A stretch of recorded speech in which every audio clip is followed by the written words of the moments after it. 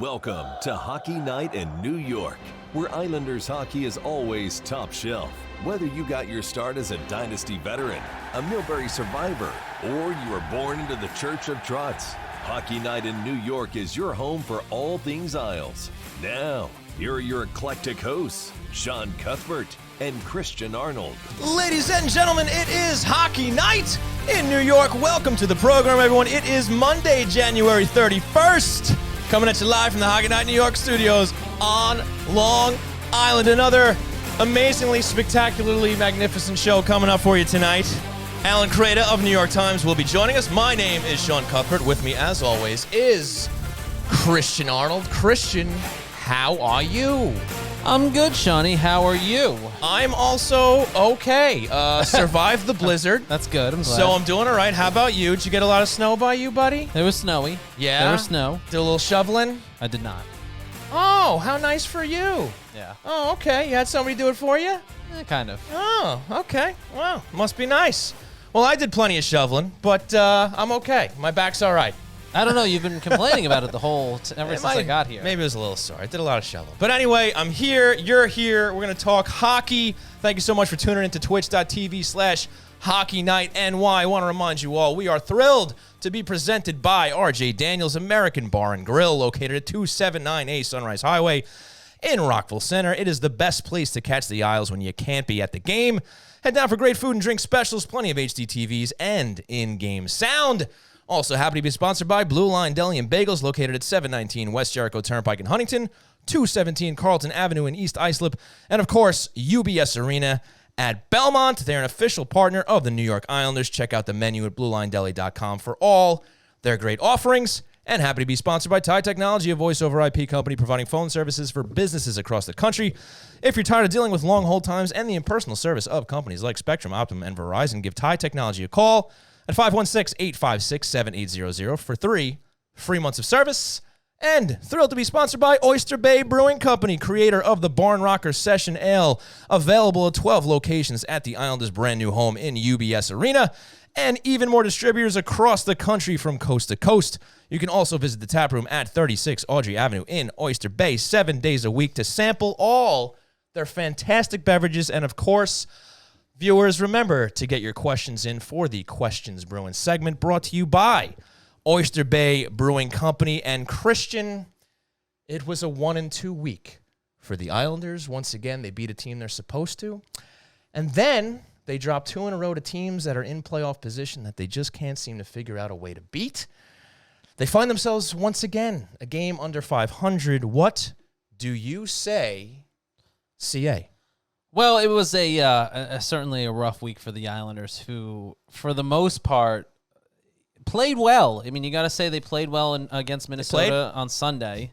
They played. No, I mean, they played well for the most part against Minnesota. The problem has been consistently for the last couple games is their inability to not give up a couple early goals, and that's really been the downfall. I did want to start off by mentioning, though, aside from the game, I wanted to give the Islanders a head nod, if you will, for their honoring of the late New York Islanders owner Charles Wang, who was honored with a plaque inside the arena, UBS Arena, on Sunday night. Held a little bit of, I guess, of a mid-game ceremony during the second period. Yes. Instead of a full-blown one before the game or anything like that. But it was certainly a well-deserved honor for Charles, who spent so much of his time as Islanders owner early on spending money to bring talented players to the New York Islanders and getting them back into the playoffs, and kind of heralding in a little bit of a resurgence for the Islanders after what was a very rough 1990s as a whole for them, outside of 90, pretty rough decade, give or take a couple 94 years. Making to the playoffs, getting split by the Rangers on their way to a Stanley Cup championship.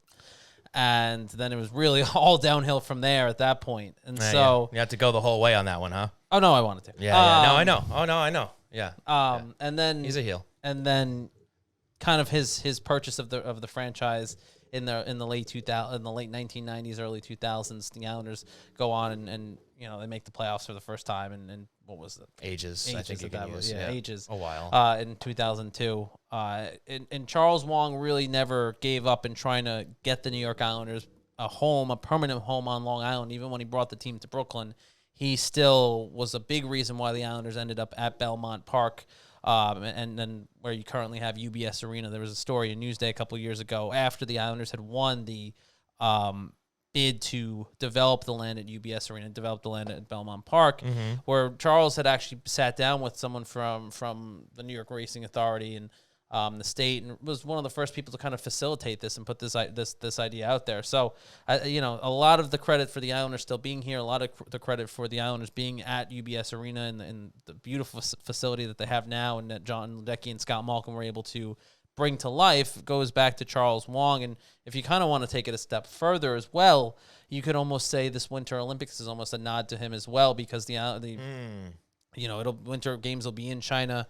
Right. Charles Wang spent a lot of time trying to bring the game of hockey to China and develop players and make that sort of what the NBA has had over the last decade or so in their foothold of the Chinese marketplace and their relevancy, not only just in the United States and North America, but really as a global brand. And Charles was one of the first people in the game of hockey, really, to kind of have that same foresight. And you look back at kind of the ridicule that he got for trying to do that, especially when, the idea of having the Islanders play or have training camp in China for 2 weeks, that was dragged through the mud. And when you think about that now, the marketing possibilities for the franchise and the organization and the global footprint it could have had for the team and the sport, would have been phenomenal. But certainly great on the Islanders and John Ledecky and Scott Malkin, who've always done a great job of really heralding the past that the Islanders have had, from everybody who's played a game here to people who have, Hall of Famers and legends and,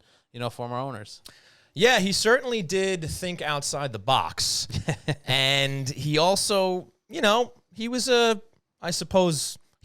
you could say a divisive figure among Islander fans. Some people applauded him. Some people weren't so thrilled with his ownership. But the bottom line is, he is a gigantic reason why this team is still on Long Island. And even if you go back and you look at the whole Barclays situation, as much as it didn't work out, as much as people didn't like it, the Barclays Center was a necessary evil for this team to ultimately end up staying on Long Island. It was a stepping stone to keep them here. They had nowhere else to go.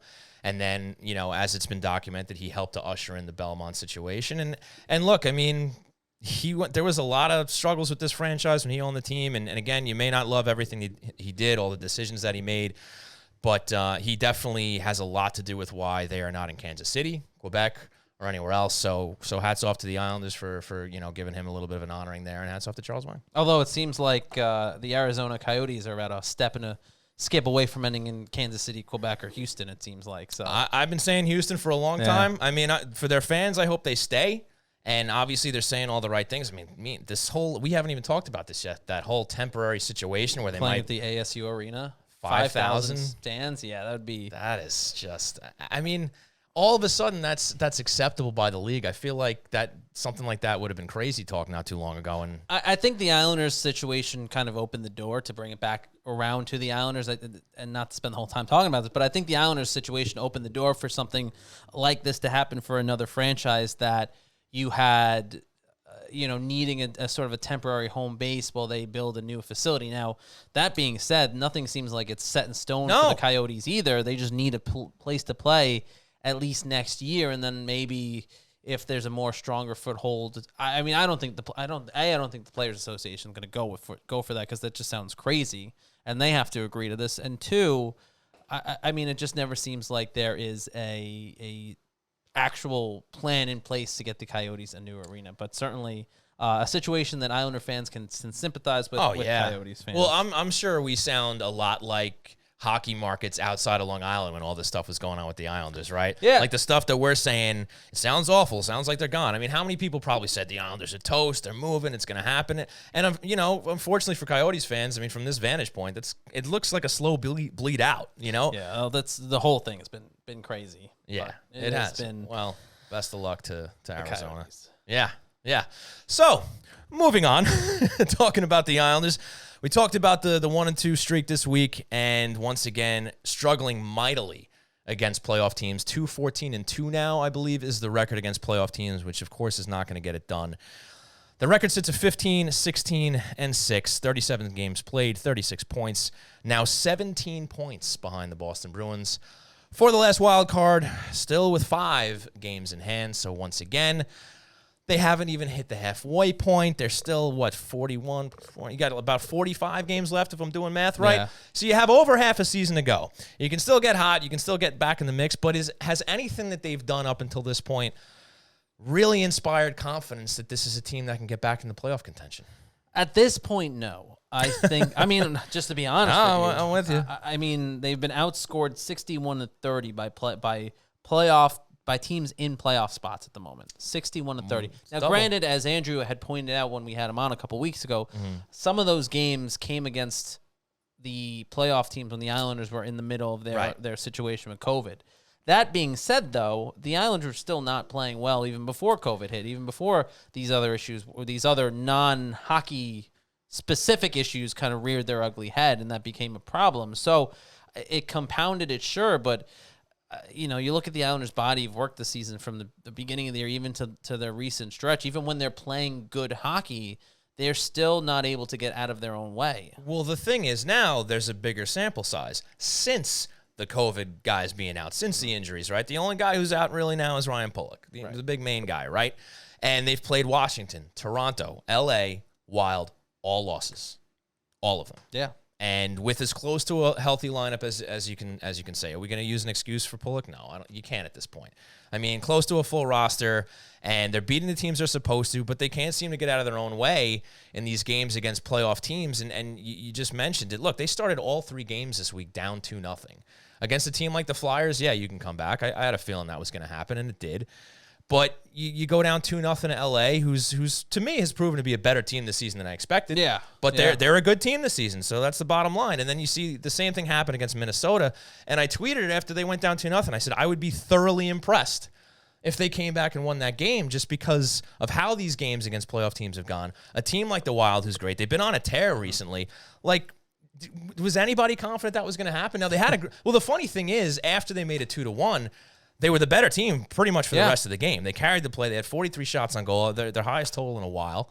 And it looked like they were going to give themselves a shot. But when you go down 2-0 against a team like that, and you're not getting the goaltending you've kind of come to expect from Ilya Sorokin, and you're kind of behind the 8 ball there. And it was 2 straight games of too little too late, where they get the teaser goal to come within 1, right? But they just couldn't, finish it. And a lot has to do with this offense on this team that's just been struggling mightily. You have guys like Pajot, Bailey, Palmieri, who's been back. We'll talk about him later, who just seem to be, they're actually getting opportunities. They're getting in good spots for goals, but it seems like the majority of the shots are either going in the logo of the goalie or over the net. And it's all this stuff is compounding.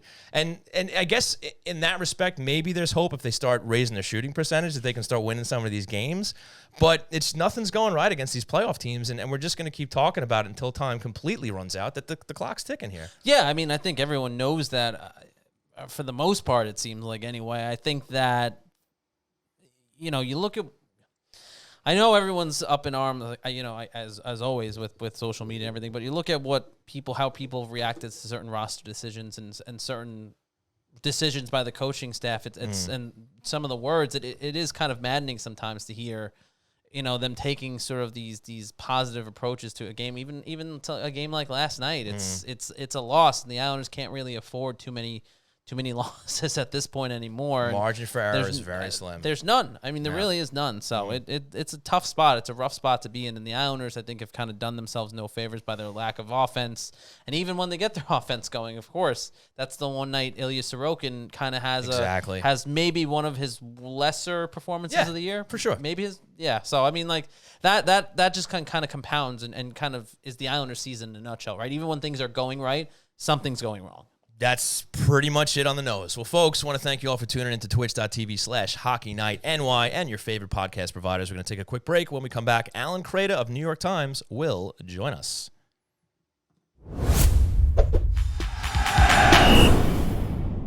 Nikki, where should I go to watch the Islander game? Dad, where should Fran go to watch the Islander game? Just tell her to go to RJ Daniels. Love the Isles? Go to RJ Daniels and enjoy your favorite hockey team with their big screen TVs and in-game sound. RJ Daniels also provides indoor and outdoor dining, catering, a vibrant late-night bar scene, and weekly live entertainment. Need great planials? Go to RJ Daniels. Call or visit online at rjdaniels.com. From the Coliseum to UBS Arena, we're still rocking the barn. We made a product based on something that we're big fans of. You're going to rock the barn, you're going to have a barn rocker. Oyster Bay Brewing Company's Barn Rocker, available at UBS Arena and everywhere beer is sold. I don't want to hear it. It's over. I can't believe they fell short again. Yeah, but they played so well. They made it to the semifinals 2 years in a row. The semifinals aren't the cup. God damn it, I hate those Lightning. They'll get another shot at it next year. I don't even want to talk about it anymore, all right? They lost, okay? Let me just sit here and enjoy the one thing that makes me a little bit happy. This fresh, delicious, tasty, meaty, turkey-filled Blue Line Combo. I eat 3 every day to help keep me strong. Hey, Donnie, can I have one of those? Coming right up.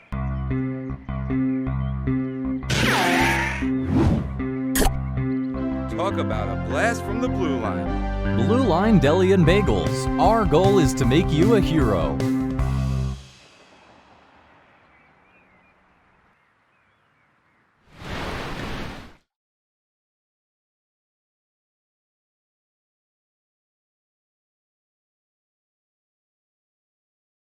Night in New York with Sean Cuthbert and Christian Arnold.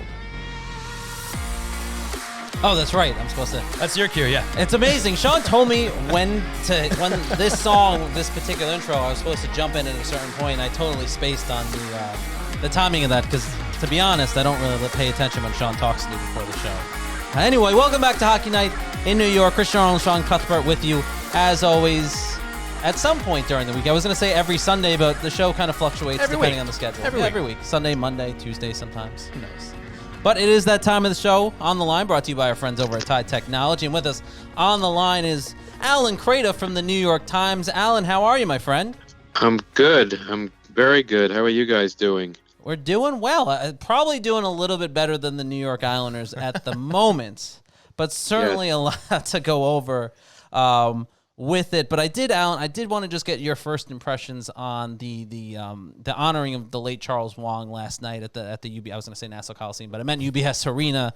The Islanders paying homage to him. You know, obviously Charles has played such he's such a little bit of a lightning rod when it comes to his place in Islanders lore. But what did you make? What did you make of the ceremony and the moment and kind of Charles's legacy with the franchise?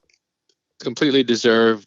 Charles probably literally saved the Islanders on Long Island. If not for him, they probably would have moved to the proverbial Kansas City or Quebec or somewhere that wants a team, could have a team. If he didn't quite get it done with the whole, what turned into sort of a Brooklyn fiasco, but it kept the Islanders in the area when, of course, somehow they should have basically built what's at Belmont at where the Nassau Coliseum still is.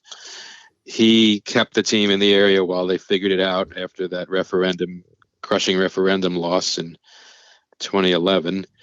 So he did a lot. He did a lot. His heart was in the right place. It wasn't always easy. The team wasn't winning for many years that he owned them. We all know that he kept budgets low, or salary cap floors or lower when there was no salary cap. So the product wasn't what it could have been often, but there was still a team there. The team never left. The fan base has to be grateful for that. Now they have a beautiful new home at Belmont Park, state of the art, well deserved, very nice. Not the same crazy energy of the Coliseum, but nothing can be. But they're home. They have a home, and Charles Wang has to be given credit for basically keeping the team in the area while situations moved forward, and he found a new ownership group that came on, and John Ledecky and Scott Malkin have certainly become the face of the franchise, and paying homage to the former ownership group was a key move, a very nice move. And I know John Ledecky's held Charles Wang in high esteem his whole time. He spent a couple of years just learning the ropes while he was still a minority owner from Charles, who was still the majority owner until they took over officially. So it all sort of fits together. Unfortunately, Charles passed in 2018, but his spirit's alive and well where the Islanders play today. No doubt about it. Hey, Allan, Sean here.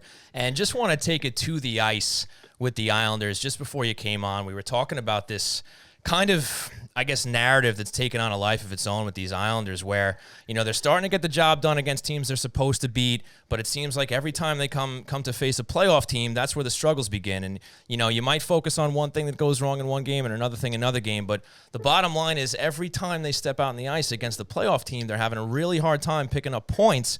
And why do you think that is with this squad who's obviously had their share of struggles since the season began? It's a curious situation. It could be the so-so starts. You fall behind at all against a really good team. It is harder to come back. They're not as swift as they've been in recent years. They're missing a player like Nick Leddy who just made the offense go from the back end. They just don't have that kind of player. Zdeno Chara does the job he can do at 44, but essentially that was the replacement, and that's a totally different type of player. So I think they're not charging up the ice in the same manner. I think they even miss a Johnny Boychuk back there doing what he was doing. So I think it starts on the back end. They're doing the job, but they're not offensively doing the job and falling behind just a little bit. They're hampered, and then they're just not getting enough scoring from enough places. It's just what's been befuddling them the whole season. Just not enough. Pajot is scoring lately. He's got 5, but Kyle Palmieri's been hurt. He's got 1.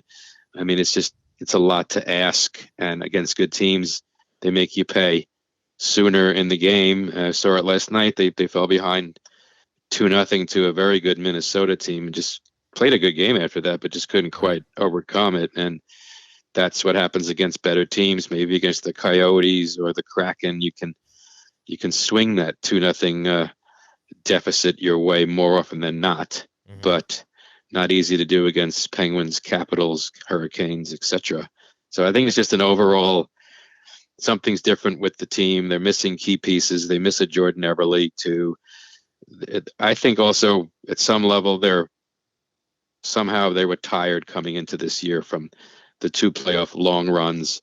A lot of mileage, a lot of mental energy. No matter how much rest you get, it was short rest. Then you come into this year, all the weird expectations or the weirdness of the 13-game road trip, 8-game losing streak with no points. I mean, then you're up against it right from the beginning of every game going forward. So that's what happens when you fall behind. I don't think they play a different style depending on the opponent. I don't see that at all. I just think they're just not as fast as some of these bigger, fat, younger teams. You see it especially with the Western Conference opponents. They're just bigger, faster. And Barry Trotz, they built that team.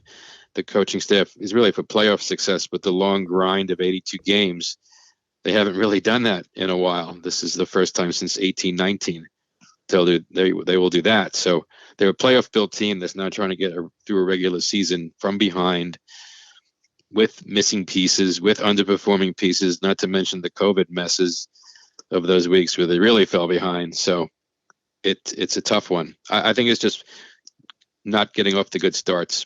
It's not even how they end it, it's how they begin it. And good teams, you pay a price if you fall behind early.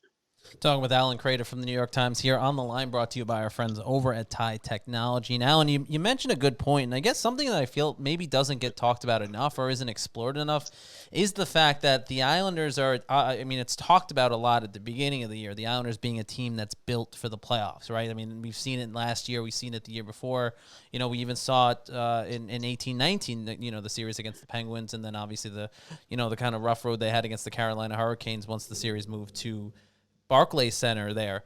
But when it comes to the Islanders being built as a playoff team and the type of player that they bring in, when you look at the roster and its current kind of makeup of it and the necessary players that you need to have at their peak, is that sort of a team that built to play in the playoff mentality way you build a team? Is that conducive more to a younger team? I mean, this is an Islanders team that's much older now comparative to the rest of the league, and it certainly seems like that's taken its toll on a lot of guys who traditionally have been big pieces of that sort of built for playoffs team.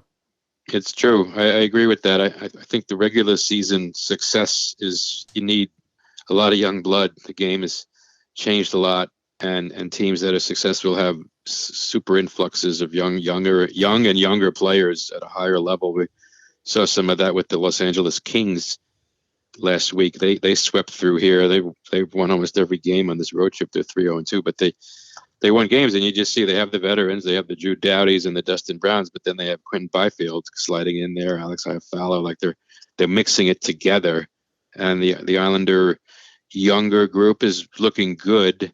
They're just not lighting it up, and I think it's hard. It's a hard thing to navigate season to season. I think the veteran teams help you in the playoffs because you need the experience. You need the guys that have been there before. You need the cool, calm, collected energy of an Andy Green under pressure in the playoffs. But to ask him to give that level for 82 games or 74 games is a lot. And it pays, again, the team pays a price for trying to maybe rely on not too much, but it's just, you can even see it with the line that's been together for so long for the Islanders, Clutterbuck, Martin, and Cizikas. They can only do so much night after night. They can't bring it for 82 games at that physical level and ignite the squad night after night, but they can in the short series, and they will again when the Islanders get back to the playoffs. But it's a hard grind. Barry Trotz has talked about how it's just it's so hard to get to the playoffs. That's why teams will rejoice when they make it, and then they can go on a run because they relax. That's a large part of just the hardness of getting there. Last year was different. They were off to the fast start in the short season, made it fairly easily. The year before, or just they had squeaked in, and then it went on a run.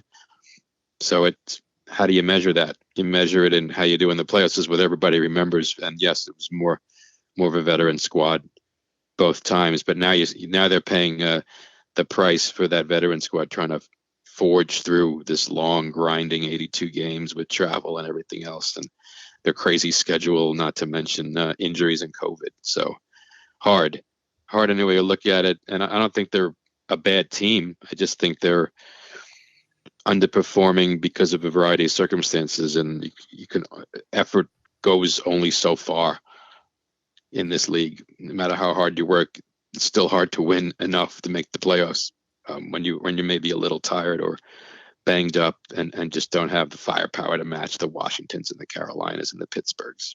The veteran presence absolutely makes sense in the postseason. But, Allan, I'm curious now that you mentioned that and sort of surviving the regular season, what do you make of Barry Trotz's decision-making and lineup choices when it comes to the younger members on the team, the Kiefer Belloses and obviously the Oliver Wahlstrom? Certainly, if anyone's paid attention to social media in the last couple of days and the last couple of weeks of the season especially, there has always seemed to be this feeling, whether it's fair or not, that Barry Trotz has kind of had a harder view and a shorter leash on a guy like Oliver Wahlstrom or Kiefer Bellows. Even last night, there was some feeling amongst the fan base. It seemed that his comments when Andrew asked about Oliver Wahlstrom not being out there in the last couple minutes when they had the extra skater on, why he wasn't part of the rotation, and even though he had just scored a goal a little while before that, Barry seemed to almost, at least that's the view by some,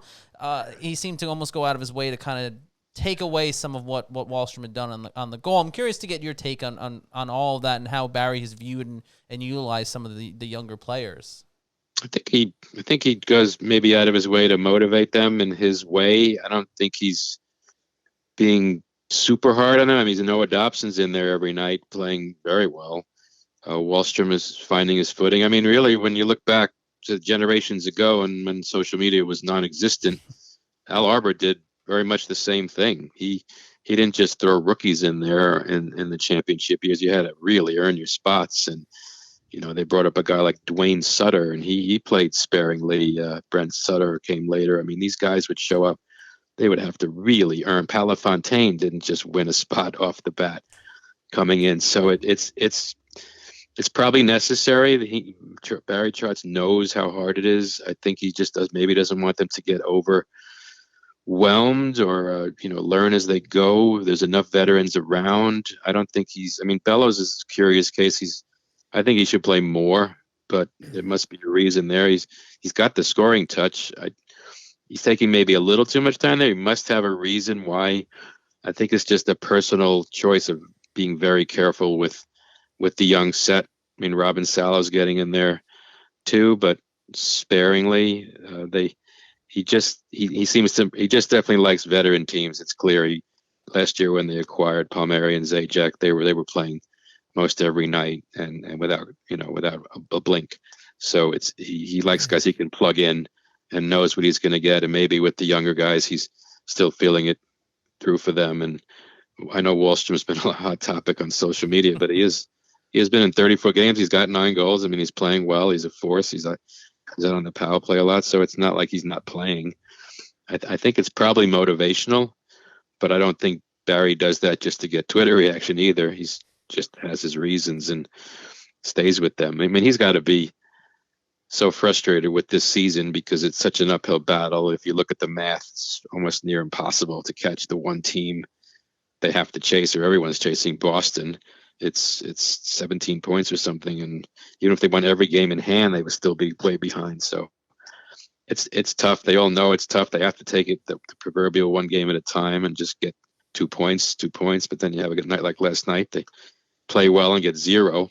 So it just gets harder.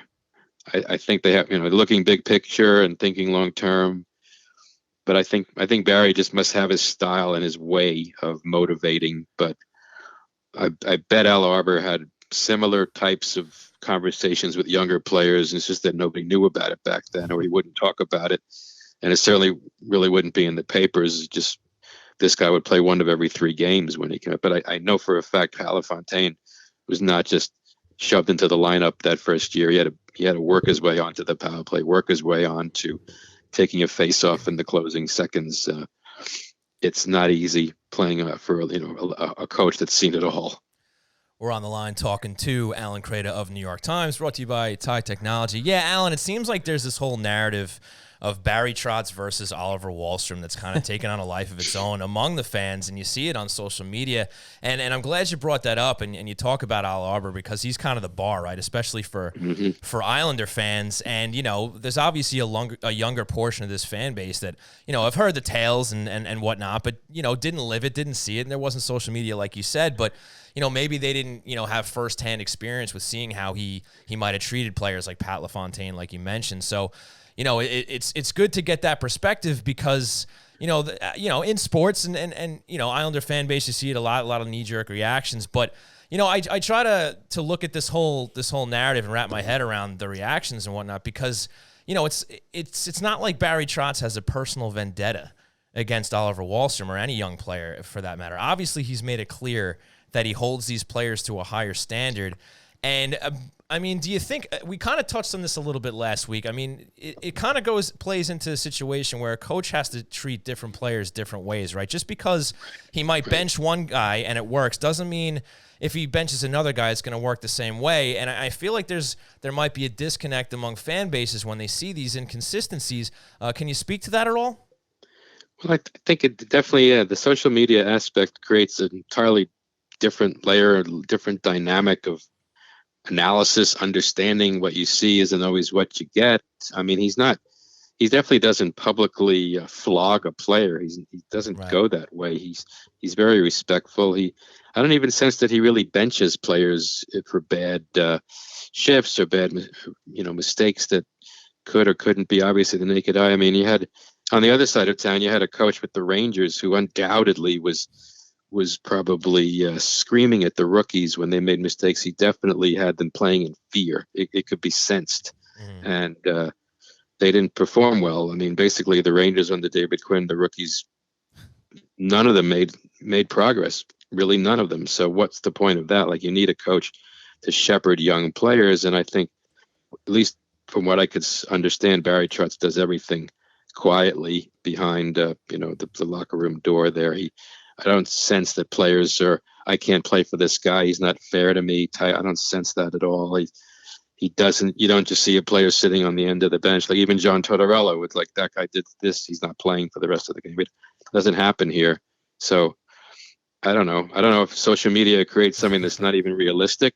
It's not like Oliver Wahlstrom has played well. He's still young. He's only 21. It's not like he's 26 and in his 7th year. Right. So he's still learning the ropes. There's still guys around him that he can learn from. And the coaching staff I mean, they definitely did a good job with all the talent they've had in the now 4 years Barry Trotz has been there. So I just think it's unrealistic to try to analyze everything via Twitter 10 minutes after the game because this happened on one shift and he wasn't playing for that power play for 30 seconds. I mean, right. The next game starts and it's all forgotten anyway. So I think it's just over-analysis / people looking for things to, complain about, analyze. It's frustrating when you lose. I mean, there's all of that. Right. So we all know Islander Twitterverse is not sometimes not an easy place to navigate. I'll put it that way. That is certainly a fair point. Yes. Allan, I want to ask you before we let you go, the All-Star game coming up this weekend out in Las Vegas. I don't believe you're headed out there. I'm not, sadly, but I'll wait until the Stanley Cup Finals between the Islanders and Vegas Golden Knights. There we go. That is a bold prediction, Allan, especially in the current circumstance. But I didn't say what year, but whenever it I was thinking about that. Allan's been waiting for that Stanley Cup final for about 2-3 years now. Would you say, right? I think you called that the Vegas' second year in the league, if I'm not mistaken, after their fun year, their first year. But I did want to ask you what you were looking forward to most as far as All-Star Weekend goes. It is a very kind of, obviously it's a skills competition, which I know you're a huge fan of when it comes to deciding games.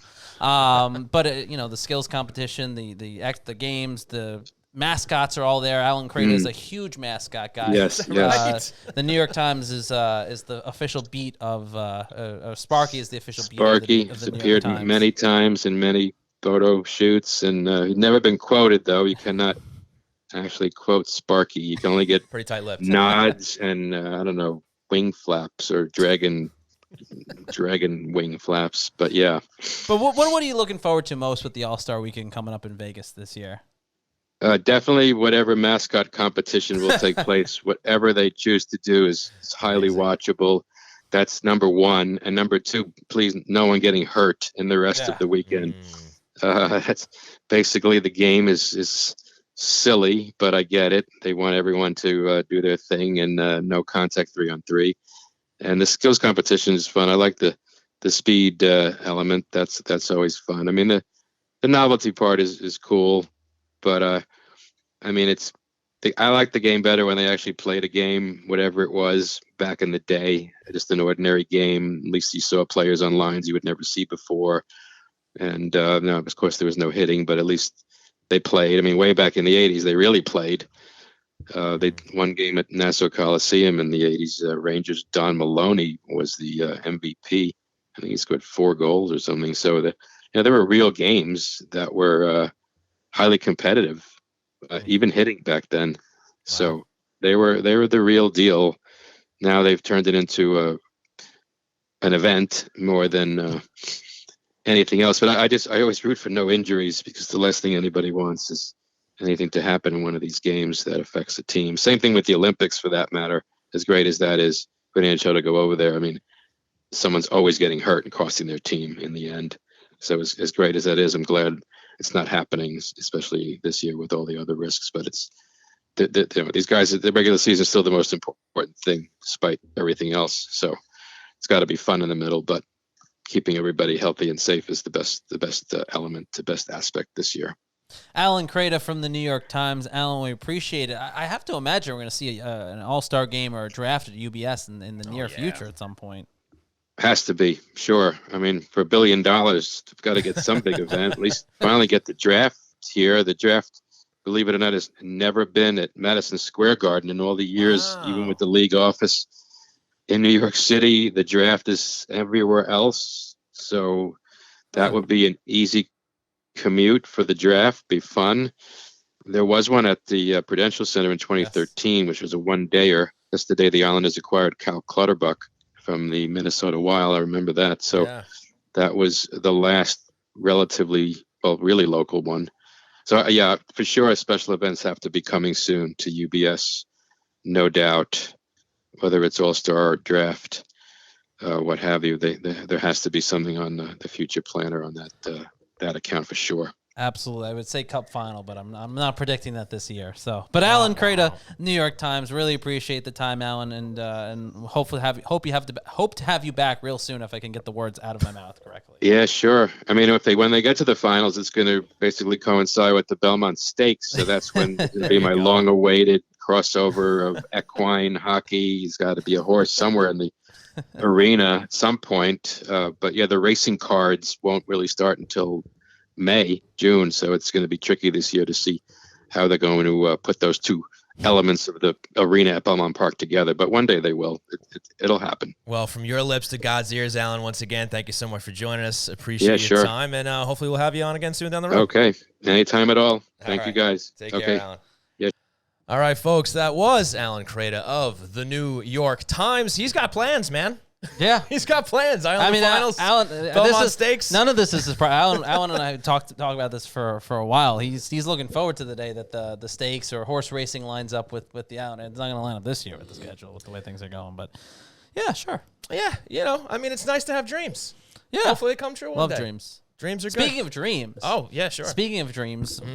Josh Hosang getting his Olympic dream. I saw that in the chat. I was going to bring it going up to play for Team Canada, which is the most amazing thing. I mean, good for him. Good for him. The guy's going to get himself an NHL contract out of this. I 100% guarantee. Think so, huh?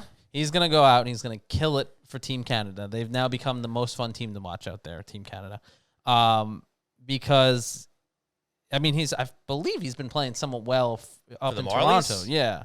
I haven't been following, but I mean, he made the Canadian team, so he must be doing all right. So, it's think about it, considering all the drama that went on with Josh Hosang for whether it was fair, whether it was unfair, whatever you want to take from it. Josh Hosang was a guy that was essentially blackballed by Team Canada for World Juniors and for other international competitions, and now he's on the Olympic roster, going to compete for a gold medal for Canada. And like I said, I would put money now he's going to get an NHL contract of this, because he's going to come back, and if Toronto's in need for, Toronto need a sniper at some point, or if there's another NHL club that... Is he a sniper, though?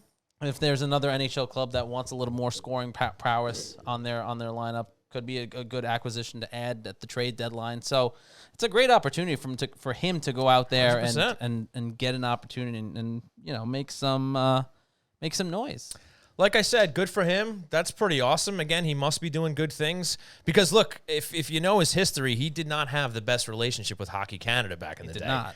And that was always something that was raised and a point of contention for him. So obviously the nation's hockey program has warmed to Joshua Hosang, and yeah, of course you can say, well, they had to kind of... Also, what happens when you get 2 months' notice that the NHL players are not going to the Olympics? Right. They lost the chance of bringing anybody from the NHLPA, and they had to see who was available, and perhaps that kind of whittled the list down. But look...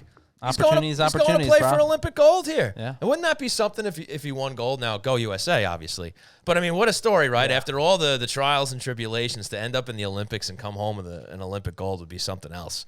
But, look, I'm rooting for him. I never had look, I know I wanted to stop talking about the narrative here with the Islanders and whatnot, but nothing personal. I mean, I support what he does out there. I hope he does well, but just like it was just so tiring. I was going to say, I think we were just over it being a topic every season for whatever reason, for good, for bad. You know what I mean? Yes. At a certain point, you're like, either cut this kid and let him go play somewhere else, or let him effing play on the Islanders. Right. Well, look, best of luck, and it's weird. We talked to Greg Wyshynski about this last week, and even though I am very much a supporter of having the NHLPA in there and having the best on best, players, I am still looking forward to seeing what the quote-unquote amateurs, or I suppose lesser professionals, can do. The guys without NHL contracts. Right, because it kind of makes it a little more of a wild card, right? Maybe you see some teams that, like Greg said, now China maybe won't get blown out 20-2. It'll just be 11-2. Right. But, you might be able to see some of those teams that aren't expected to do much have a better chance here, because you're not going up against the McDavids and the Matthews of the world. So I still think it's going to be fun. I have to check to see what time those games are going to be, though. That's going to be early. Rough. Probably. Yeah. Although they'll probably repeat them in prime time. I time. don't do non-live events. Like if I miss it live, I miss it. I'll just check the score. Okay. I can't watch. Like I never was a DVR guy, or don't tell me the score. I'm gonna watch it when I get home. Never did that. I don't. Never did that. That's a lot. That's a lot of effort to not find out the score. Yeah, especially in this day and age. Yeah. I mean, basically, you just turn your phone on, you already know what happened. So, yeah, that's no longer a thing. But, yeah, so the train rolls on here at Hockey Night in New York. Good stuff from Allan. Yeah. Got a nice little Oliver Wahlstrom versus Barry Trotz discussion in there. I was going to bring it up with us just because it seems like there's a lot of fans that I'm seeing, again, at least in the Twitterverse, that are getting a little, I don't want to say fed up, but impatient with Barry Trotz and how he's handling it. And again, we've talked about it a lot here already. Yeah, Barry Trotz hates Oliver Wahlstrom. Right. That's obviously what we're surmising here. Yeah, look, you have to remember, too, that you don't see what's going on in practices either. And even though the games are the ultimate judge, I suppose, or the ultimate court for these players to prove themselves and what they may or may not deserve. Right. But you also have what goes on behind the scenes in practice. And look, maybe he's a kid who has his head in the clouds. And I even feel like Trotz has alluded to that in the past when talking about him. And maybe he really just is a guy who needs a kick in the pants and he needs a little more tough love than the next guy. And it may not make sense when you look at him next to somebody else. And it can be frustrating because, yeah, we all acknowledge the fact that he's one of the guys in this team that's going to give you the best chance to get a sniper on this roster and get some goals in there. Yeah. I mean, we've talked ad nauseum about how much this team looks pass first, and you got Bailey and you got Barzal doing that whole thing. Yeah, they need guys that can rip the puck and tuck it into the top right corner instead of the goalies up in the toy department. Up in the toy department, exactly. So I am with you there. I understand that, but I got to give Barry Trotz the benefit of the doubt here, because he's been around the block for a while. He's one of the most revered coaches in the game. A lot of people argue he's probably the best coach in the NHL right now. I know I've said that before on this program, biased or not.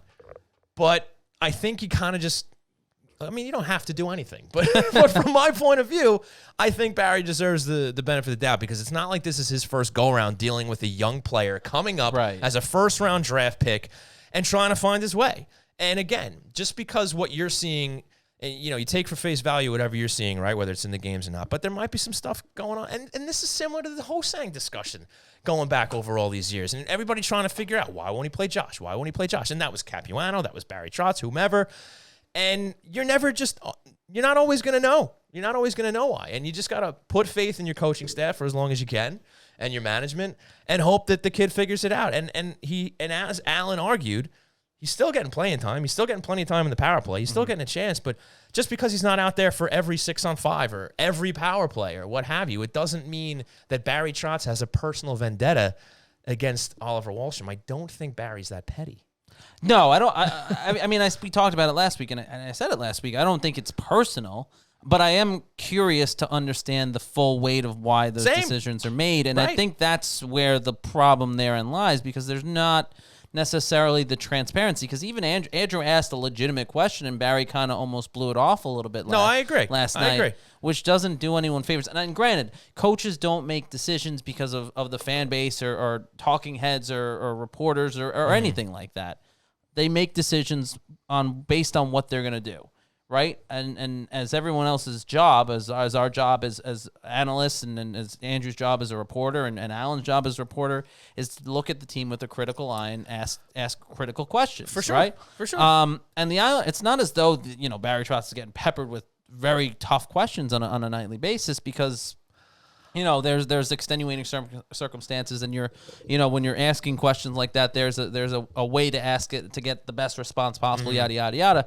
But at the same time, I am always curious and a little befuddled sometimes when Barry kind of has those reactions to legitimate questions about lineup decisions, especially when it comes to Wahlstrom, because again, as I said last week, I don't necessarily fully understand the reasoning behind why Barry Trotz treats Oliver Wahlstrom one way and why player X, Y, or Z gets treated another way. And I understand that they're different people and they're different players, and you approach every way, I understand that. Right. But at a certain point, when one guy is not producing and the other guy is producing on a much more, even if it is a superficial level, right? Like you look at the goal last night that Wahlstrom gets, and Barry kind of says that, it started with Dobson. Jesus, Mary, and Joseph. Noah Dobson. I love it. It started with Noah Dobson and on Anders Lee's work to make that play happen, right? And Oliver Wahlstrom was kind of the recipient of that, but he still was the one that got the puck into the net. And it was a great effort. It was a diving play to put the puck in the net. I'm with you, and I'm with the people kind of wondering, why is he taking so much away from him? Because it was a good effort. It was a good play. So that's wherein lies my question, because that seems to happen more and more, especially when it pertains to Wahlstrom. And when you try and get sort of the at least some sort of explanation of what the difference is, and I've asked Barry that before in the past, and we've talked about his response about, the veterans having more, street cred, for lack of a better word, and this and that. The question then becomes, when does Oliver Wahlstrom have street cred, and when does the street cred for other guys wear off? I think the way Barry chose to answer that question was his kind of way of saying, I'm handling it, don't worry about it. You know what I mean? Because look, a lot of these coaching staffs and teams in general and managers, I mean, look at Lou Lamoriello, for crying out loud. They keep a lot of stuff close to the vest. And I'm certainly not trying to insinuate that there's more to this going on behind the scenes, but I'm only trying to get the point across that you don't know. You just don't know. You don't know how Oliver Wahlstrom handles his professional career as a New York Islander outside of what you see on the ice in his interviews, and not much beyond that. Right? So again, I'm not trying to say, oh, he's a problem child behind the scenes or anything like that. Not at all. But I think that would have come out at some point, even if that was the case. Yeah, again, I'm not going there at all. I understand that. It's just simply saying, like, we just don't know. And that's why, like, I'm more inclined to trust a coach like Barry Trotz to say, okay, whatever the reason is, he's probably got a decent one for handling it the way he is, even if it doesn't, on the surface, look like it makes sense. Because, again, it's hard for me to defend Barry Trotz. Well, yeah, you're an apologist. Of course, a known Barry Trotz apologist here on Hockey Night in New York. No, but like you look at the way he downplayed that goal for Oliver Wahlstrom, and on the surface, like, damn, give the kid some credit. Right. He made a diving play to put the puck in the net. Like this, like from my vantage point, and I think everybody else's, there's really not much seeing eye to eye with Barry on that one. Like why the kid made a good play. Like why are you taking that away from him? So I mean, it just makes me wonder, again, what the psychology is behind that, because that's a big part of this. You're not just a coach. You're also kind of doctor/therapist with these players, too. And whether Barry's right or wrong, I guess we'll find out down the road to see how Oliver Wahlstrom eventually pans out. But, it's an interesting thing to look at and try to dissect. And again, I think it's just Barry's way of saying, look, this kid still needs some more work. On whatever it is, he still needs some more work. And it seems to be that he's chosen to take this route with him, this tough love route with him. And we'll see if it pays off or not. But at least it isn't as extreme as it was with Ho-Sang, right? Because, I mean, he couldn't even get close to the NHL roster or, the ice, let alone, miss a shift or not, right? So I think, I would just say, try to have a little more patience, see how it plays out. He's still developing into a good player. We're seeing him become a more confident player. He's putting up more goals. He's showing to be a better player on this team, and maybe there's just a couple of elements of his game that he still has to get together. So I'm going to try to stick with it. This is one of the first times where I've seen Barry handle a situation with Walsh. I'm like, wow, interesting. So I'm with you guys on that. But it doesn't mean I think that Barry Trotz, again, is necessarily ruining this kid's development or, taking a harder stance than he may need to, because the truth is, I don't know. And that's what a noted apologist would say. You bastard. No, I mean, I understand the point. And in fairness, Allan made a good point, too. When you look back at Al Arbor's tenure as Islanders coach, he certainly, I'm sure, made decisions that made today in the social media, constant instant analysis era, I'm sure would have been equally as dissected and scrutinized and, chewed up and spit out and on all these different things. So obviously it's easy to kind of say that now, considering, everything is at our fingertips and we can rewatch about 10 different games at once and all that. And kind of, everyone has an opinion right after things are done. So I certainly understand the idea of that, we may not fully understand everything, but even when people are trying to understand it, it just seems like there isn't the substance you'd want to hear in some of the answers, I guess, is what I'm saying. Which is, I mean, it is what it is. And like I said, at the end of the day, from their point of view, they don't give a crap. Right, no, they don't care whether you're satisfied with the answer or not, because they're going to handle things the way that they want. And again, especially starting at the top with Lou Lamoriello. I mean, the guy barely tells you anything.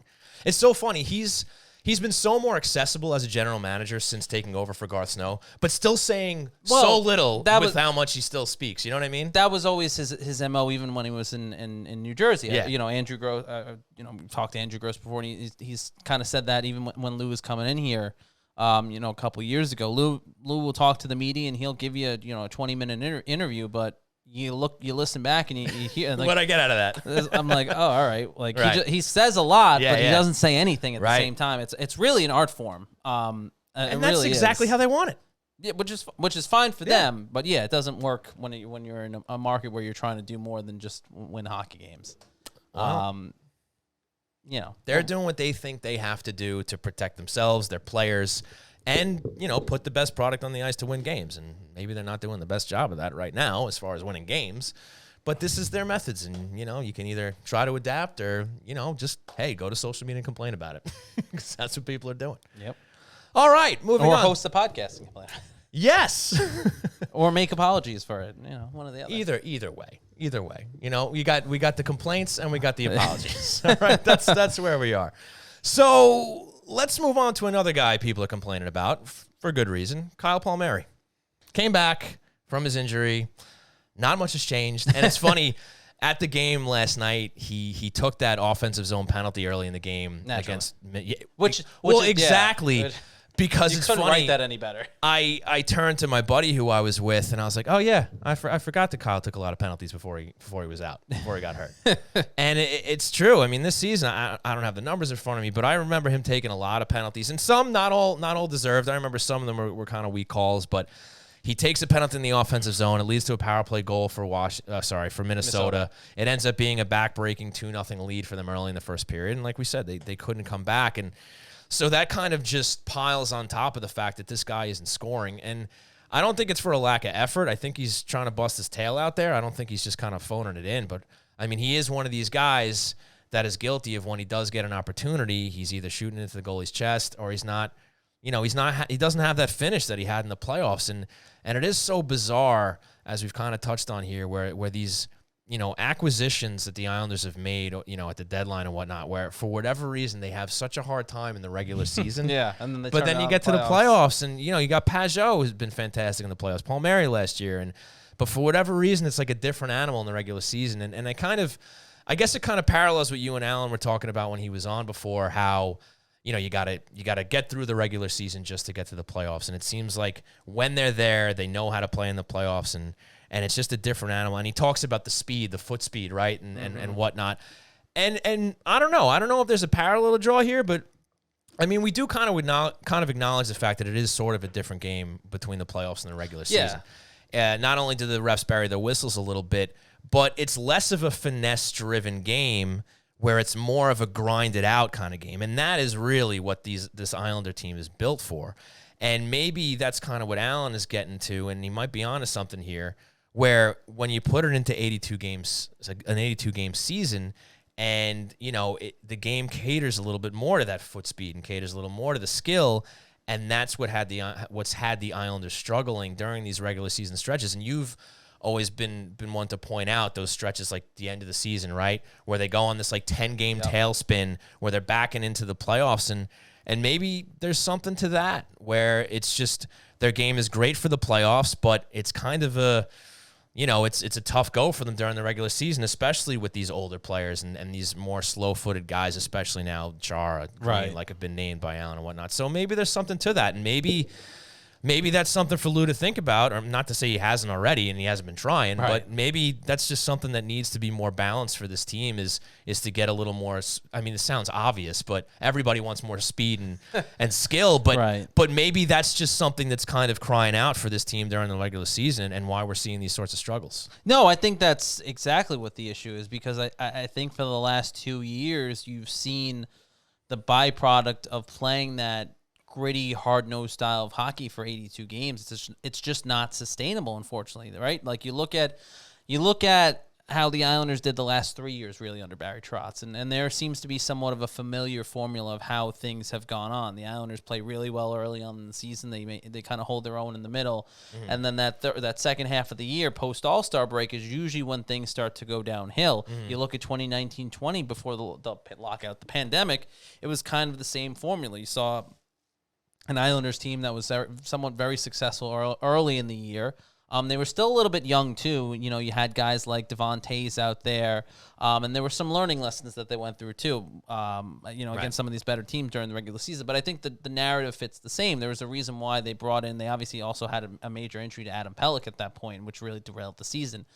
But the overarching similarities between that seems to be the Islanders' struggle that second half of the year, late in the year, after playing such a gritty, hard-nosed style of hockey for the first, 40-something games, really, right? Because it does take a toll on your body and does wear and tear on your body. And I think there's another level that players find, whether they'll, admit it or not when it comes to the playoffs, that, they're going out and everything is on the line, whether they're hurt, whether they're not hurt, whether it's smart to do that, whether it's stupid to do that, that's irregardless. Right. But they will do just about anything to go out and compete and win a Stanley Cup. So, I mean, those teams, they can sustain that grind because there's that finish line at the end, right? Because everyone's competing for that cup and that goal, and they know they have to put everything on the line, and it's much more sustainable for a 2-month stretch, almost 2.5, 3 month stretch than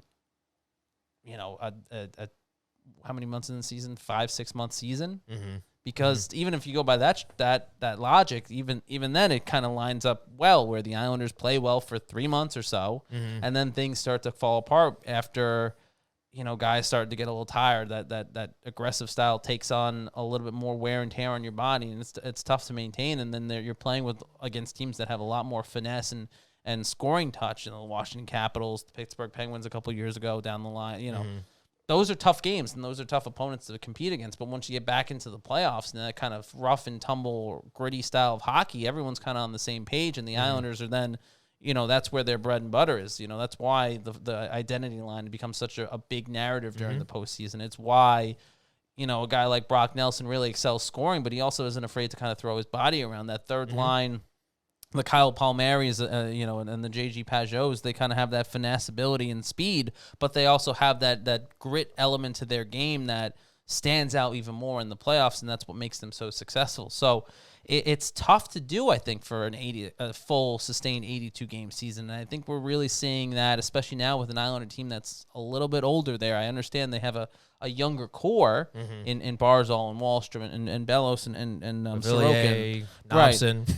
Nobson, but at the heart of it, their most important aspects and the guys that are really going to make or break the team some nights is that veteran roster, and then that's hard to keep them in the lineup every night at that same pace. Yeah, the only problem this year is that they bottomed out in the beginning, which is not what's happened in the past. They go on to get towards the top of the league, and then they start to trickle down in the latter part. They bottomed out, so they don't have that option this year. No. Right? They're already hanging on by dear life, and they have to find a way to find another level towards the end of the year. They have to end this season on a high note if they want to get into the playoffs. They can't back in. So, I mean, it's fair for anybody to say this may not be the year. I mean, it just is. I mean, we're not there yet, but it's perfectly acceptable to start thinking that way if you haven't already.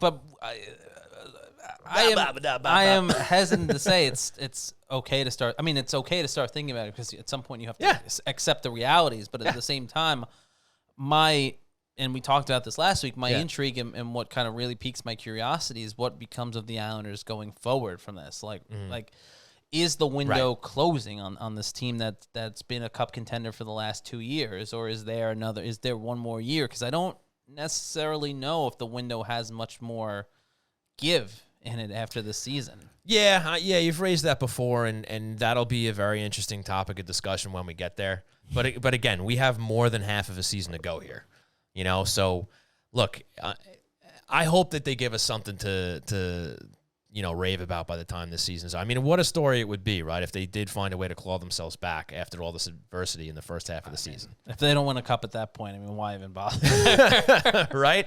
I mean, hopefully we get there. And again, I'm not looking to put dark clouds over the season yet, but you just got to be realistic, right? Yeah. I mean, they have a mountain of points to make up here against teams that are doing fairly well ahead of them. So, and they haven't done enough yet to inspire real confidence that this is something that they can do. So, we're going to take this week by week as we do on Hockey Night in New York, and we'll just see how it all goes. But Christian, we've already eclipsed the hour mark here on this show. So what do you say we go to a little What's on Tap? Let's do it. Let's do it.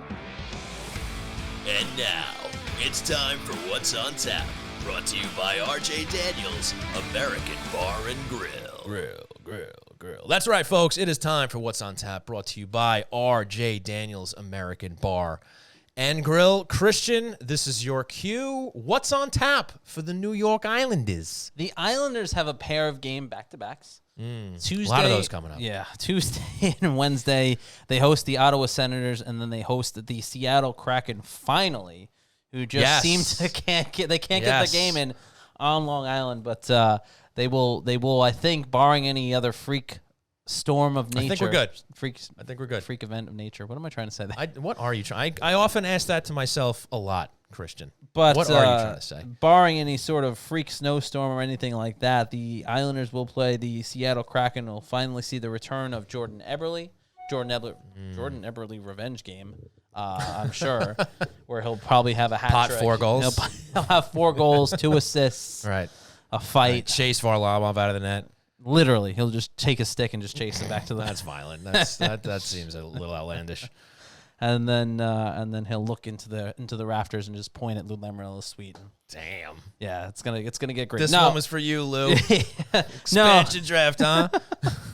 But no, I mean, it's a busy week for the Islanders. 2 winnable games, though. These are games that the Islanders, when we talk about games that they need to win, and games that they should win. Ottawa, obviously, not in great position in the East. The Seattle Kraken. Well, they're cracking. Are they? In last place. Wow, nice. Yeah. Good recovery there. That was great. Yeah. Well, look, as good as they are at losing to playoff teams, they have proven they're good at beating the teams they should, the bad teams. Yeah. They have a very good record. I mean, you could kind of do the same kind of record thing like we have with the playoff teams, right? Whatever, 2-14-2 against playoff teams. You just going back off the top of it, 3 straight against Philly. You have wins over New Jersey. You have wins over, I don't know, there's somebody I'm leaving out there. But bottom line is they're beating these teams, which is good. It's a step in the right direction. But this team, again, was supposed to be elite this year. They were picked for the Cup for the first time in forever. So, look, these are 2 games. They got to win. They win them, and then the narrative continues where, hey, maybe they can do this. Maybe they can get their act together for the second half of the season. They get the All-Star break in. Be nice to see Ryan Pulock back when they return from the All-Star break. I mean, he has gotten on the ice, so that is promising. But, it's a step in the right direction in this long, lingering injury that he's had. But look, you win these 2 games, you're feeling a little better about yourself. You finish the traditional first half of the season by way of the All-Star game, a game over 500. Yeah. And they still got a shot. They still have 82 points, if not more, on the table to collect in hopes of getting a playoff berth. Yeah, I mean, that's the key, I guess, at this point, right? They're taking everyone talks about taking 1 game at a time, 1 step forward, this and that, the usual cliches. Yes. Right now, that's what the Islanders have to do. I mean, you have 2 winnable games, and then things start to get a little hairier once you have your West Coast road trip. That was the one that got postponed, and now it's pushed back into this month with Vancouver, Edmonton, Calgary, Buffalo. That's not a West Coast team, but Buffalo is also on the docket, another team you should probably beat. But yeah, I mean, it's a tough schedule too. I mean, the road trip's going to be a little bit of a daunting task too. The Islanders are, struggled on the road early in the season, and this is not. They don't even know what it's like to be on the road anymore. Yeah, they played so many home games. Between playing all those home games, right? Every home game in the month of December, January, essentially. Yeah, December basically, and then they had that 1 game in Philly. in the back-to-backs. That doesn't even count. Right. I mean, that's the furthest they've been. That's the furthest they've been from UBS Arena in a long time. Mm-hmm. So, it'll be interesting. And of course, we also have the NHL All-Star Game on tap. Yeah, Friday and some Saturday. exciting, I suppose, new events that are coming. I believe players are going to be boated onto Lake Bellagio, and they're going to have some sort of blackjack event. They're going to shoot pucks at cards to make 21. So not only do the players have to just be accurate, they also have to do math. So this will be interesting. I'm looking forward to that. And they'll get the true Vegas experience too, because when they ultimately get busted playing blackjack, they have to leave Vegas with nothing but free shrimp Their and $2 pockets turned inside out. Their pockets turned inside out.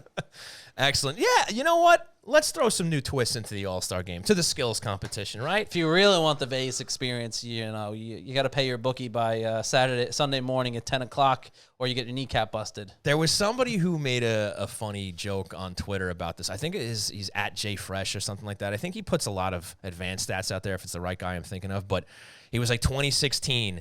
Sorry, Vegas, you can't call your team the Aces because of gambling. 2022, we're switching it up in Vegas. We're playing 21. We're playing blackjack, Like, it's so funny, though. Like, ever since, this whole gambling thing is really kind of taken on in the country, now they're all about it. I mean, everything is sponsored by DraftKings or some sort of gambling website. Caesars, MGM. Like, it's just all about it. It's so funny how it was like, a no-no to even mention, to have a team name called the Aces, and now all of a sudden everything is brought, the power play is brought to you by the $100 you just lost at MGM.com, right?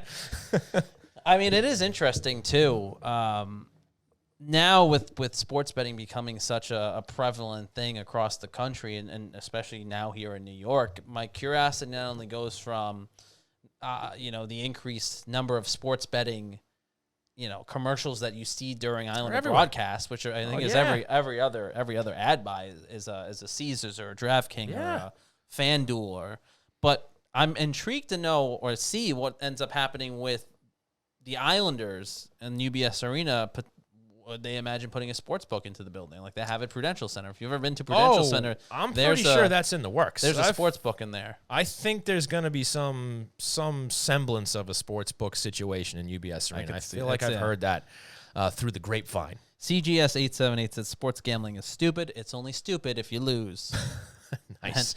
And I suppose then that's true. You're the one that's stupid. Yeah, that's a pretty decent way to put it. I suppose that's true. But, metrics are stupid also.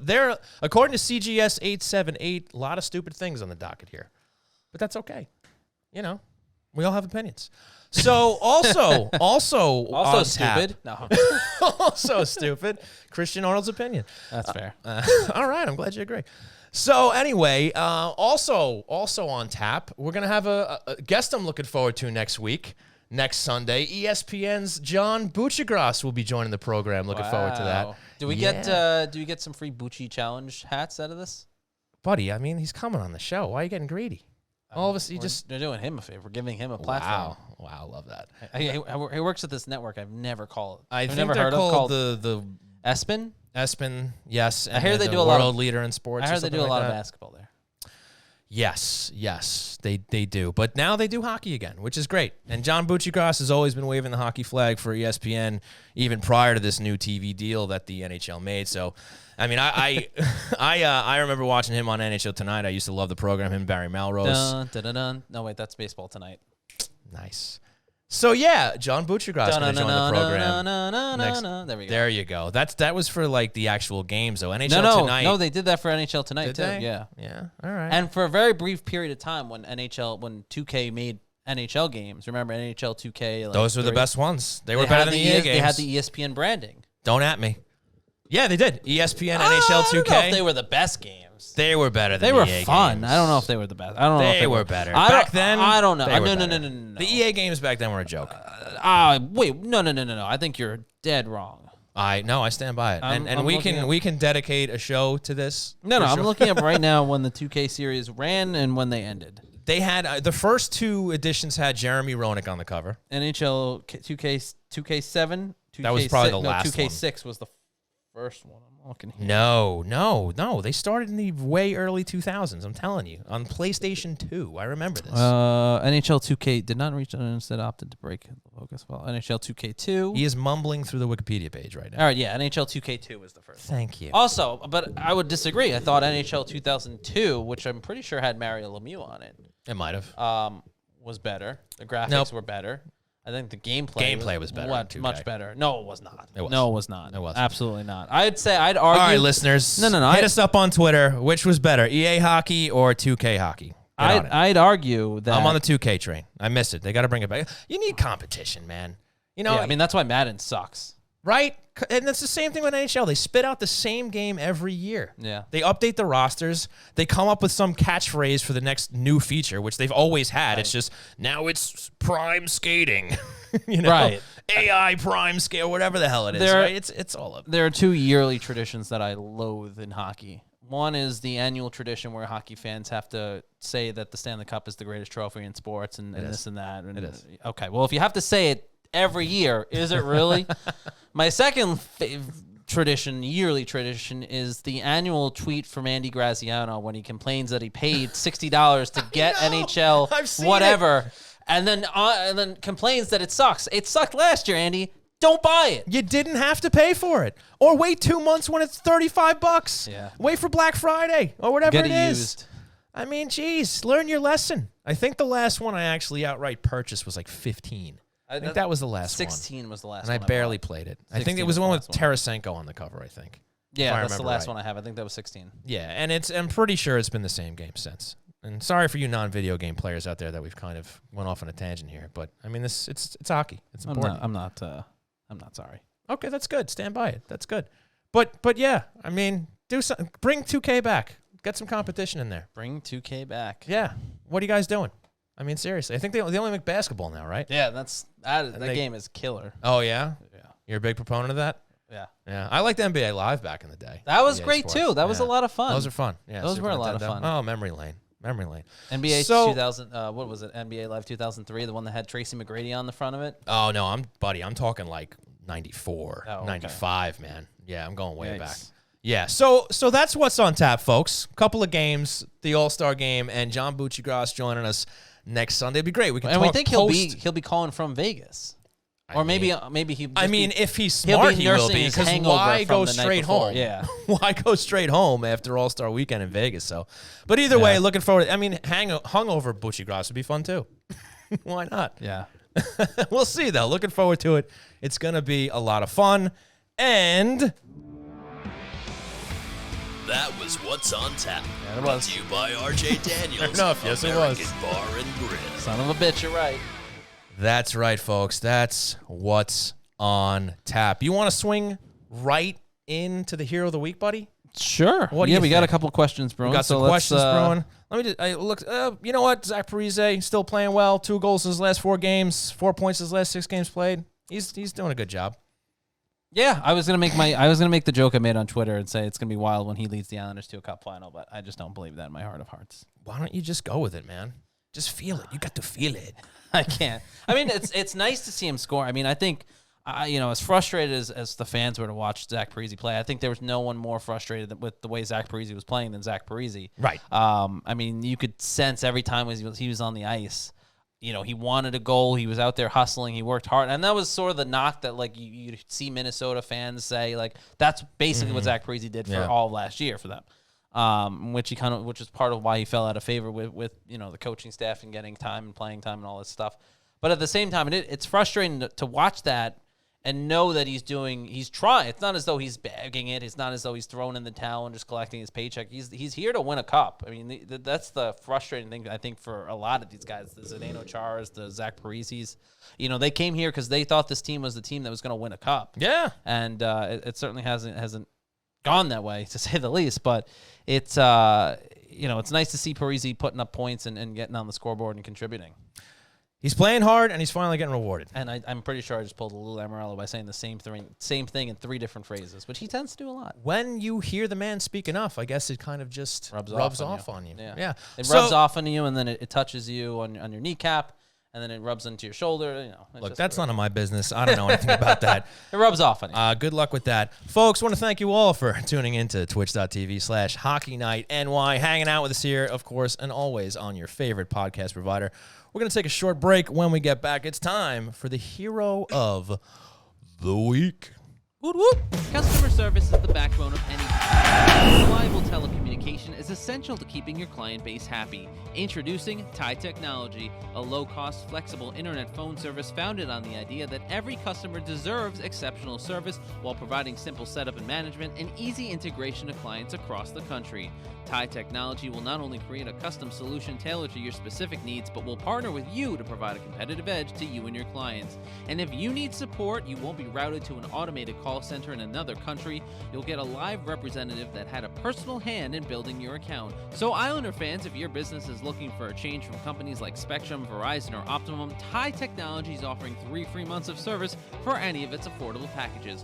Just call 516-856-7800. That's 516-856-7800. Or visit them on the web at TIEtechnology.com. That's TIE, T-I-E Technology.com. TIE Technology, the right choice for your internet phone service.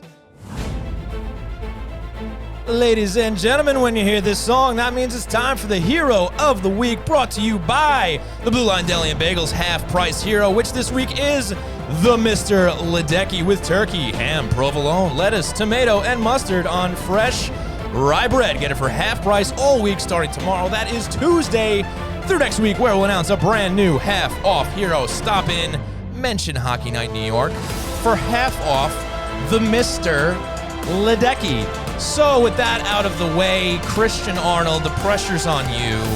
Who is your hero of the week? Well, my hero of the week is a gentleman by the name of Matthew Barzal. There he is. Who continues to be an offensive bright spot for the Islanders when they need it.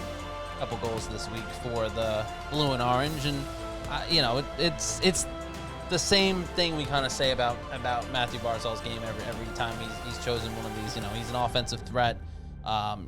Usually when the team is going, or usually when he's going, the team is kind of following in that direction. And he's put up a couple goals this week, so it's hard not to pick him, especially on a rougher week like they've had recently. Yeah, when you have only one win in the week, it's a little tough to pick your hero. But I was able to pick one as well, and his name, we were just talking about him, Zach Parise. Got the game winner against the Flyers, as I just said. He's been playing well. He's been busting his tail. And finally, getting rewarded for it over this last stretch of games here. He's getting some points on the board. He's getting some assists as well as those goals. And look, he's kind of been the little engine that could for this team, I think, all season. He puts it all out there every game. And that's usually how we kind of talk about the fourth line, but as Allan Kreda earlier on the program has talked about, they haven't been as consistently the identity line that we've come to know and love this year as maybe we would like. But I think Zach Parise has been consistent all season in putting it all out there, busting his ass, and it's nice to finally see him getting some points on the board. And look, for all these other guys that we talk about on this team, struggling to score and find the back of the net, maybe the guy has himself a decent half season where it makes you forget about some of those guys. Second half Zach Parise. Second half Zach. Jumping on the bandwagon. He needs to come up with a better nickname. We'll figure it out. Back half Zach? No, that doesn't sound great either. Not on board for that one. No. We'll figure it out, though. But yeah, look, he's a seasoned veteran. He has a lot of respect in the locker room and around the league, and maybe this is a guy that they can rally around and kind of use him as an example. They talk about how much he works off the ice, including on the ice. And look, maybe, again, this is a guy Wait, what? Did I say in the ice? The ice is off the ice. You know what I meant to say. No, I said we all know how hard he works off the ice, including on the ice. Is that what I said? Yeah. Hi, everybody. My name's Sean Cuthbert. Welcome to Hockey Night New York. What I meant to say was we know how hard he works on the ice as well, and we've heard a lot about how hard he works off the ice. That was painful. Wow. That was tough. Yeah, that was tough. That's a much different sense than the one. Keep working on that second half nickname for him, all right? Anyway, folks, there you have it. Your Hero of the Week nominees, Matt Barzal, Zach Parise. There you have it. Stop on over to Blue Line Deli and Bagels for second half Zach attack? That's a lot. That's a mouthful. Yeah. Keep working, buddy. Keep thinking. Keep running those gears in your brain. I'm sorry. Restart that promo for Blue Line. Yeah, thanks. Yeah, Hero of the Week brought to you by the Blue Line Deli and Bagels. Half-price hero this week, which is the Mr. Ledecky, once again, with turkey, ham, provolone, lettuce, tomato, and mustard on fresh rye bread. Your heroes of the week. That sounds good. You think so? I mean, can I be honest? I'd lose the rye bread. I'd lose the rye bread, but that's maybe the only change I'd make. Listen, you know how much I love Donnie Bagels and Blue Line Deli and Bagels, but if there was a sandwich on the menu that I may not order, and this is just a personal preference, it might be that one. But I'm sure it's enjoyable for people who like rye bread and lettuce and tomato and stuff. I don't, it's not really my jam. I'm still like a 12-year-old in a 39-year-old's body. I'm not a big veggie guy. We've talked about that on the program before. Yes. But it is what it is. But great sandwich, I'm sure, for turkey. I like turkey and ham. But there's just a lot of stuff I would have to peel off of that sandwich. Yes. Including the bread. But we love it anyway. Yes, including the bread. Rye's tough, man. Rye's tough. I know. You just ask down Rye's and tough. Put it on something else. But you guys enjoy it. I want you guys to enjoy it. Get it half off. Blue Line Deli and Bagels. Donnie's going to end the sponsorship after the show. Yeah, it's all my fault. Sorry, guys. All right, moving on here on Hockey Night in New York. I think we covered, Ross the Boss breakaway goal last night in a losing effort. That's something. Saw some. That is something. That is a thing that happened last night. Hey, look, you gotta, reach for positives every now and then. Ross the Boss, he gets in the lineup. Maybe to some people dismay, I don't know, but he gets in there, breakaway. It was a nice goal, and I feel like we always do this with Ross Johnson. He gets a goal, we're like, hey, the guy can play. The guy makes plays. Things happen when he's on the ice. I mean, we do because we do. I just. Feel free to disagree. No. He does. He has his moments and spurts when he's out there. He creates offensive opportunities at times, and obviously he knows how to throw the body around. I just, Ross Johnson scored a breakaway goal in a losing effort. It's true. It's true. Don't really know what else to say to that. Has it been a while since we've really had an off the rails on Hockey Night in New York? It's been a little bit. This is maybe the closest we've come in a while. This really? And it's not even that close. We're on the rails. We're a little bit on the rails. I don't know. We're a lot on the rails. I don't know if we're a lot on the rails. I think you're giving us a little more credit than we're due here. But all right, we move on. Yeah, we talked about the games a little bit too. Going down 2-0 in all three games, trying to battle back. Not much else you really need to say here. And of course, another opponent with their first career goal against Los Angeles on Thursday. Eric Hornick put the number out there. I think it was the 194th player to score their first goal, their first NH goal in NHL goal. Their NH goal? I don't know what's going on. Knobson, NH goal. I'm just trying to get through the words faster. I don't know what to tell NH goal. Oh, Sean, I did something stupid. What did you do? Continue. What did you do? No, nothing. Continue. So yeah, Byfield with a laser to open that game up in the first period, and then the Islanders lost that game. We know that though. All right, so what do you say we move on to questions brewing? Well, I say you scroll up there and read some questions that are brewing. That's your job, buddy. That's your job. We know this. This has been established. Anybody who's been watching or listening to this program knows that you were the one. Is that the stupid thing that you did? Yeah, I refreshed my page. I lost all the questions. Why would you do that? I just need you to scroll up on your page because you have it in your. Because I was checking something, and I love it when you just bring your best game to the table here, Christian. We were doing great. It's so admirable. In fairness, we were Speaking doing great. of off the rails, unbelievable, man. It's one of the you do what's on tap and questions brewing, man. That's all I ask. That's all I ask, and you can't even have some questions prepared for the segment here. All right, questions brewing from T-Boyle 13. With the Islanders being sellers at the deadline, who do you see moving at the deadline? That's a bold assumption in itself to start with. Yeah. I don't know if we're certain that they're going to be sellers here, Tom. But and I think we've dove into this previously. And it's tough to say. I think this is a situation. Varlamov is candidate number one, I would say.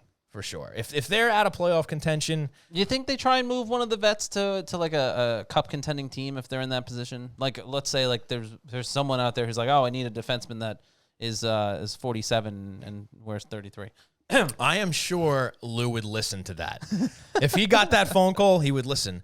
And if he got offered enough, why wouldn't he? If they're out of, yes, absolutely. If they're like officially out of contention by the trade deadline, and we'll basically see after these West Coast swings. But joking aside though, like maybe like a Zach Parise, if there's a market. Yeah, look the way he's been playing. Look at the way he's been playing. Yeah, right. Josh Bailey, those are I think the guys that T-Boyle. To be honest, those are the guys you're looking at. Varlamov, I think, is definitely the top of the list when it comes to top of the list. Yeah, top of the list when it comes to being dealt. You got that potentially? Yeah. Yeah. So Tom, I'm not ready to say. I don't know who put this wire here, but it's in my way. Yeah, it's a you problem. Yeah. So I'm not ready to say the Islanders are sellers yet, and I think they're going to stand pat until they really know where they're at here. I certainly don't. Lou's not going to buy. At least I don't think he is. There's no reason to buy being this far out. We said that before on this program. I can't imagine he's going to buy unless like they go on a tear and get themselves back in. But they'll sell if and when they get to the point where they've established themselves as sellers. But I don't think we're there yet, Tom. Now, did you? Oh, here we go. Questions brewing. Mel Armenia 22. Did I what? I was going to say, did you find any questions? Did you do your job yet? I'm doing your job. Go back to where the questions were. Unbelievable. But it's nice of you to do something for one show. Right. Just instead of just showing up and babbling and mincing words. Yeah, right. Like Knobson and NH NH goals. Whatever the hell that is. New Hampshire goals. Question brewing. Commissioners, which events would you like to see at the NHL All-Star Game? Like we're playing commissioner. What events do you want to see at the NHL All-Star Game? Right. Well, I mean, I think I already said this previously. I enjoy the skills competition more than I enjoy the actual game itself. I think that's most All-Star games. I think I like the accuracy shooting the most. Really? I think that's my favorite. Interesting. Yeah, I like that one. The relay is kind of cool, some elements of it, and you got one guy who's got to pass the puck into the tiny net. Another guy's got a dipsy doodle around the cones and stuff. Right. That's kind of fun. I like fastest skater. I like fastest. Yeah, I'm a fan of fastest. Some of the simpler ones. Really? Like the breakaway competition's cool, but like, sometimes it gets a little over the top. Like, don't get me wrong. I love a good goofy, attempt at the goal. Like you remember Ovechkin with the flags, and you had Corey Perry with the mini stick. They just showed that on NHL social media the other day. Not Jaromir Jagr. PK Subban dressing as Jaromir Jagr. Right. That was a pretty. Yeah, that stuff's fun. But as far as like actual skills competition goes, I think I'm a accuracy and fastest skater guy. Nice. Hardest shot's a little fun too. That's a little fun. It is cool. Like I think of the non like breakaway challenge because I think that's the premier event. Like that's the home run derby. That's the the slam dunk competition for hockey and they do a pretty good job of making that fun and entertaining. Sure. I think there's always room for more personality in the game, and especially in those competitions like that. But I think hardest shot, if I had to pick one, is probably my favorite. If I had to come up with a new skills competition to add into the mix, that's a good one. Line changes. Who can make the best line change? That sounds very hockey. That sounds terrible. The best dump and chase. Yeah, that'll be it. I'm sure there could be some fun, obscure events that we could come up with if we had some time. But it would be pretty funny if you just had the most like ridiculous elements of the game. I think it should be something that honors the host city, right? Like the blackjack thing. I wonder, does this start a trend? But like, are you always going to have something in every city that kind of makes sense? Like Vegas is easy. Yeah, but right? like think about like what are you going to do in New York? Shoot pucks in an apple? Well, if it's in Manhattan, you shoot pucks in an apple, or like apples instead of the targets for the accuracy shooting. Maybe. Yeah, sure, why not? If it's at UBS Arena, have something that incorporates horse racing. Have the players ride horses. Yes, around the track. There we go. Yes, I like that. Mile stretch. I think it's a mile and a half. You've seen the fastest skater. Now see the fastest skater riding a horse. On the ice at UBS Arena. That would be amazing. And also animal abuse. Cruel and unusual punishment. Yeah, not a great idea. Or something involving bagels. Yeah, sure. Why not? Or you know the what? Bagel Boss Bagel Toss. It's Long Island, so it'd be like who can bar hop the most bars in Rockville Center before getting completely obliterated. That kind of thing. I think Or there's enough. I think there's enough NHL players that play that game already. Long Beach, whatever. Name your Long Island town. Sure, name any town in the U.S. or Canada for that matter. Fight the drunken idiot at 2 in the morning. You're really giving Long Island a bad name here. I mean, there's better things than just that, you know.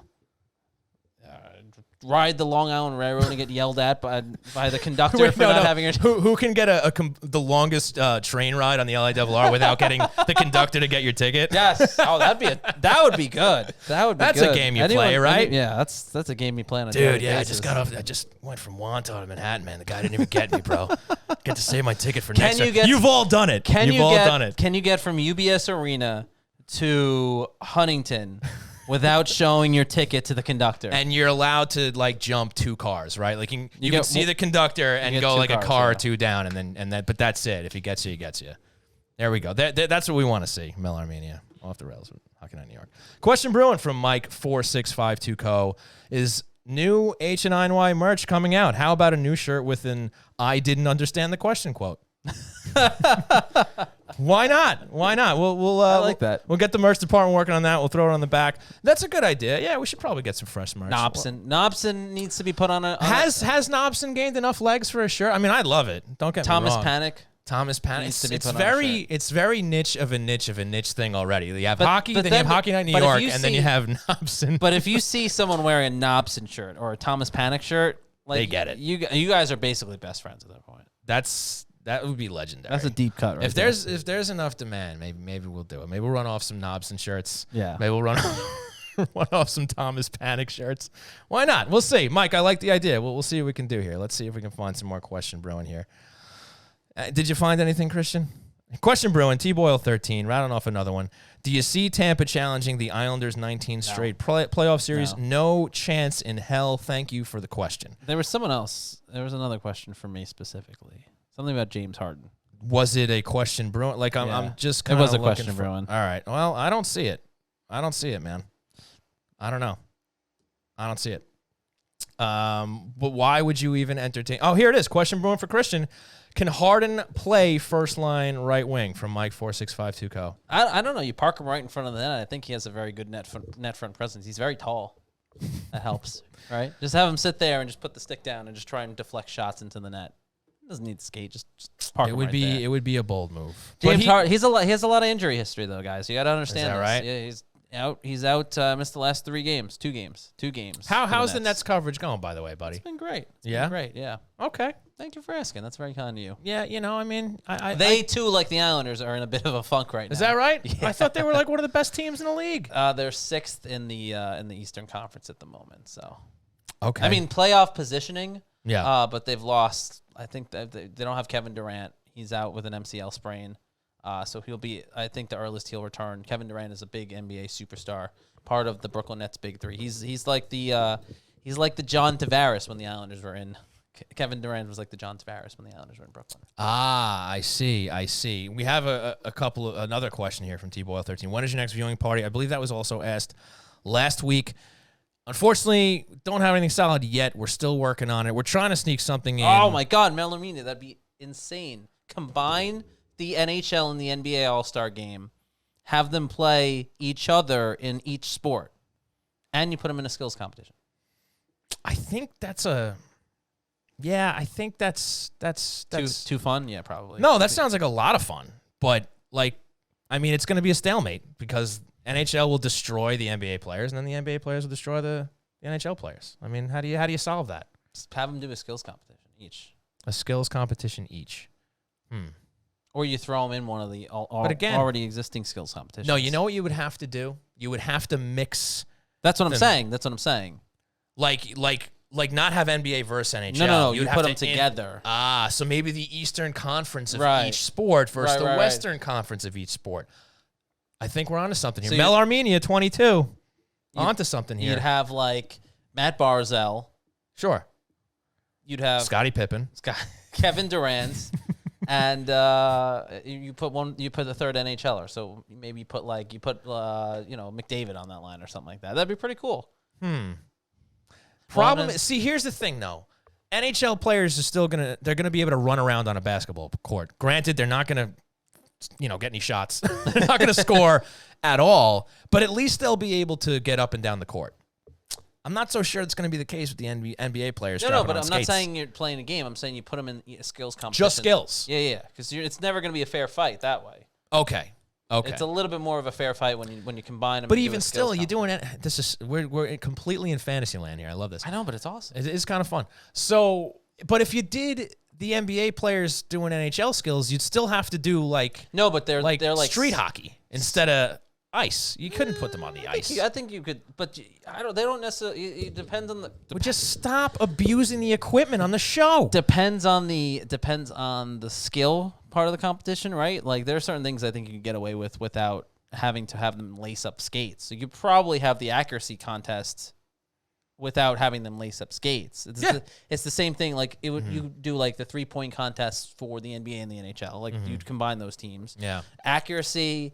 And then I want to get like the breakaway and the skills the slam dunk competition in there. I'm just trying to figure. You probably have to lower the rim for the NHL players, obviously. And Johnny Gaudreau, oh my god, coming up for a dunk on a 7-foot hoop.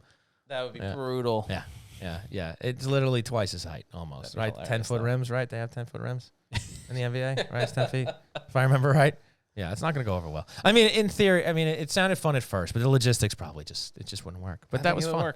That was fun. I think it would work. Well, I like that you have the hope. You know what? Send an email to both commissioners, and you can CC Bill Daly, right, and see what they say. You never know.